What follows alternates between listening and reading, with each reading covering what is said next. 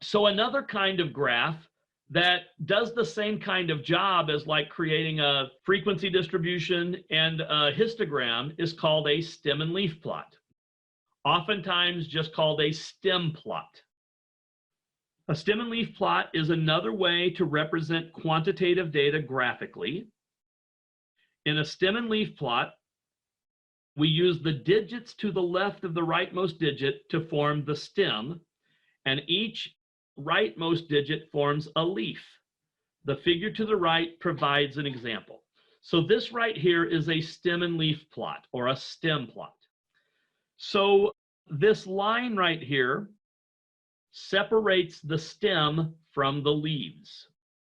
So again, the stem would be these digits over here to the left, and then the leaves would be the digit that's farthest to the right. Now, what I mean by that is this. If you look at the legend down here, 2, 4, and then the line with 0 represents a value of 240. So in my data, 240 was one of the data values. 244 was another data value. 247 was another data value. 252, 252, 253, 259, 259, and so on. So I'm displaying my data. I still have the raw data values showing here, but at the same time, it's displaying it in such a way that I can kind of see the effect that I would get with a histogram, for example. Now, again, we include the legend because it's possible that like the 2, 4 with the line and then 0 could represent 24.0. If that was the case, then this would be 24.0, 24.4, 24.7, 25.2, and so on. Or you could even mean like 2.40. So if that was the case, then it would be 2.40, 2.44, 2.47, 2.52, and so on. Now there's positives and negatives of it. The positive is that if you wanted to retrieve the actual data values, you can do that from a stem and leaf display. You can't do that from a histogram. The negative is it's not very effective if you have a very large amount of data. So if we had thousands of data values, a stem and leaf display is not going to be very good for that because you can't really change the scaling like you can on a histogram. So it's only going to be decent if we have a relatively few number of data values. Another negative is that you can't really control the class width. So in this particular case, like with this data, the class width's 10 because we're going from 240 to 250 to 260 to 270 to 280 and so on. And you can't really adjust that, at least not much. So how do we construct the stem and leaf display? The stem of a data value will consist of all the digits to the left of the rightmost digit. The leaf of the data will consist of the rightmost digit. Write the stems in a vertical column in increasing order and draw a vertical line to the right of the stems. Write each leaf corresponding to the stems to the right of the vertical line, and then within each stem, rearrange the leaves in ascending order, title the plot, and include a legend to indicate what the values represent. So take a look at this next example. The data in the table below represent the percentage of persons living in poverty by state in the year 2017. We're supposed to draw a stem and leaf plot of this data. So again, this is the percentage of residents or citizens who live in poverty. So in Alabama, 16.9% of its residents live in poverty. In Alaska, 11.1%. In Arizona, 14.9%, and so on. This does include DC, so we have 51 data values all together. So I want to organize this data into a stem and leaf display. So most of our data has 3 digits, right? So like, for example, if I'm looking at the 16.9 here, the 16 is going to go in the stem and the 9 is going to go in the leaf. 11 is going to go in the stem, 1 is going to go in the leaf. 14 is going to be in the stem, 9 is going to go in the leaf, and so on. So if you look through this, the smallest level of poverty, I believe, is New Hampshire here, 7.7. I think that's the smallest data value. And the largest is maybe West Virginia here, 19.1. Yeah, I think that's the largest. So when I create my stem, I'm going to go from 7 to 19, and then I'm going to put the leaves in as well. Now, rather than do this one out by hand like I did the last one, I start by creating my stems. So I'm going from 7 to 19 down the stem, and I've got my line drawn to the right. Once I do that, then I go through my data and I fill in the leaves. So I'd go to Alabama. Alabama's 16.9. I'll bring that in. Alabama 16.9. So I put a 9 over here in the leaves next to the 16. Alaska is 11.1. So I put a 1 in the leaves. Arizona's 14.9. So I put a 9 in the leaves. Arkansas 16.4. So I put a 4 in the leaves. Now I already had the 9 there from Alabama, so 4 goes to the right, and so on. So I continue doing that through all of my data, and then we arrange those in order. So like here at the 9, we had 6, 5, 3, 5, 7. So we rearranged that to 3, 5, 5, 6, 7 so that they're in order. Likewise, we rearrange this so it's 0, 3, 3, 5, 6, 7, 8, and so on. Include a legend.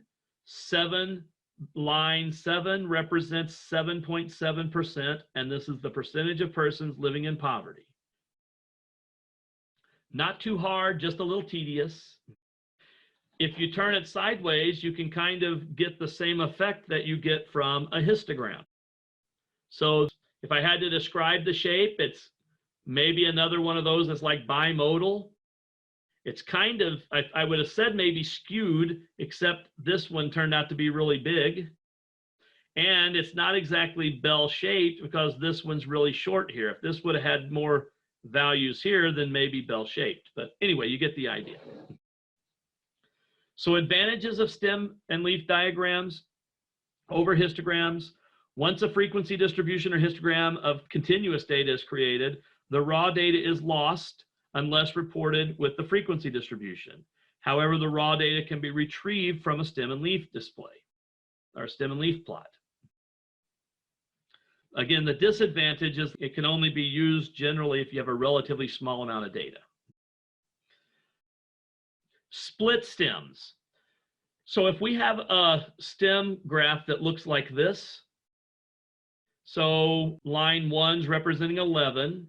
So we have 11, 11, 12, 13, 13, 15, 16, 17, 17, 17, and so on, up to 48.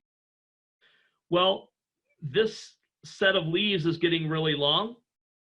So sometimes what we might want to do if something like this happens is we split the stem. So instead of just having a single one here, we have 1, 1, and 2, 2, and 3, 3, and 4, 4. And then anything from 10 to 14 would go on the first one, and anything from 15 to 19 goes on the second line here. Anything from 20 to 24 goes here, 25 to 29 goes here, 30 to 34, 35 to 39, 40 to 44, 45 to 49. So I'm splitting it. So essentially what I'm doing is I'm kind of like changing my class width. Instead of using a class width of 10, I'm using a class width of 5. So again, anything from 10 to 14 would go in the first line because 10, 11, 12, 13, 14, there's 5 values there. And then 15, 16, 17, 18, 19, there's 5 values there. So again, I'm splitting the 10 possible values into 5 and 5 is what's going on. StatCrunch can create stem plots. I'm not going to enter this data into StatCrunch, but maybe I'll use my cigarette data for StatCrunch. So let me show you real quick. So if I go to graph and I can go to stem and leaf, choose the column that has the data, and I'm going to say compute. That's all there is to it. By default, and actually, as far as I know, StatCrunch's stem plots are always split. It always uses split stems. It also rounds the data if it needs to. So like it's rounding this 0.425 to 0.4. So it's just rounding that all so that we either have like to the nearest 10th or we have like 1.5 or 1.6 and so on. So this is like 0.2, 0.3, 0.4, 0.4, and so on. So it's rounded those. Dot plots, to be totally honest, aren't used very much anymore. Technology kind of took away the necessity for dot plots.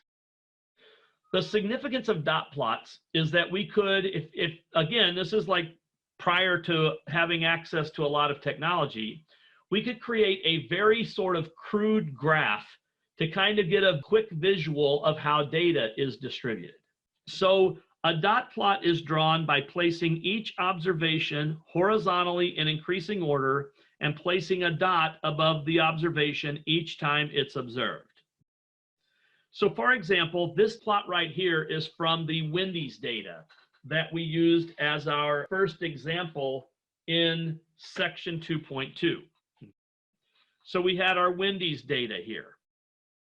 So the data value 1 occurred once, so it has 1 dot above it. The data value 2 occurred 6 times, so it has 6 dots above it. The data value 3 occurred once, so it has 1 dot above it. And the idea is that if I'm going to create a dot plot, so again, I have like 1, 2, 3, and so on. If I was going to do this by hand, 5, 6, 7, 8, and so on. So I would go through the data. I see the data value 7, so I put a dot above it. Data value 5, so I put a dot above it.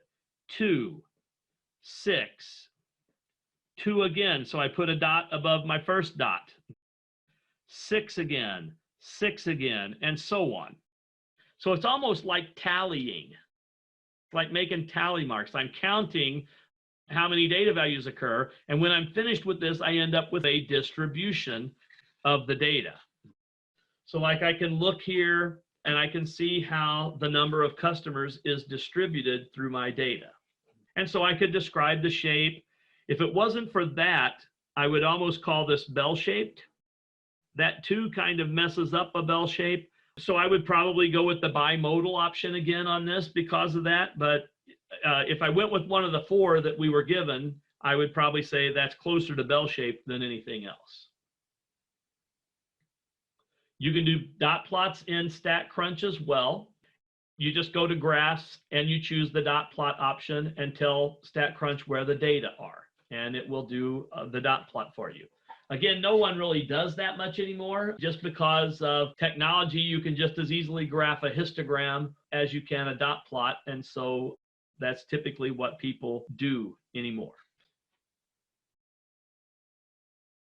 The last kind of graph that we're going to see in this section is a time series plot. I would be really surprised if you all haven't seen and even used time series plots in the past.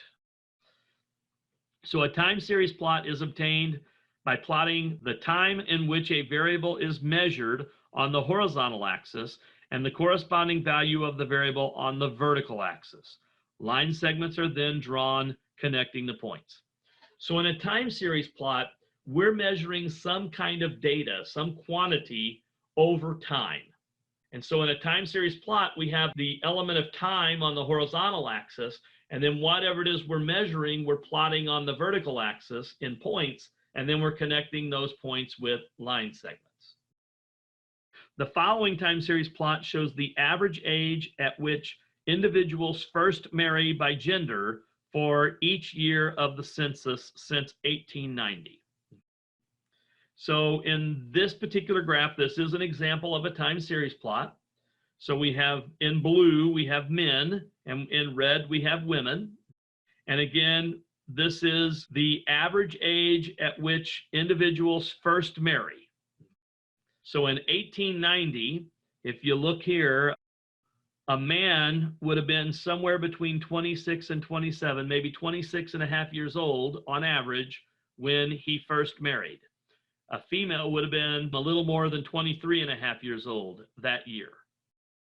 By 1900, the age had dropped for men a little bit. Maybe it's more like 26 and a quarter years old.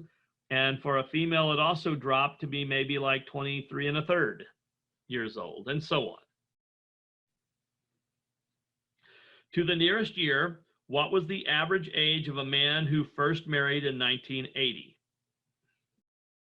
So in 1980, we go up to the men, and so it looks like that was around 25. So I would say that's approximately 25 years old. So in 1980, the average age of a man when he first married would have been about 25. To the nearest year, what was the average age of a woman who first married in 1960? So in 1960, we have the point here, and so that would have been around 21. So again, I would say approximately 21 years old.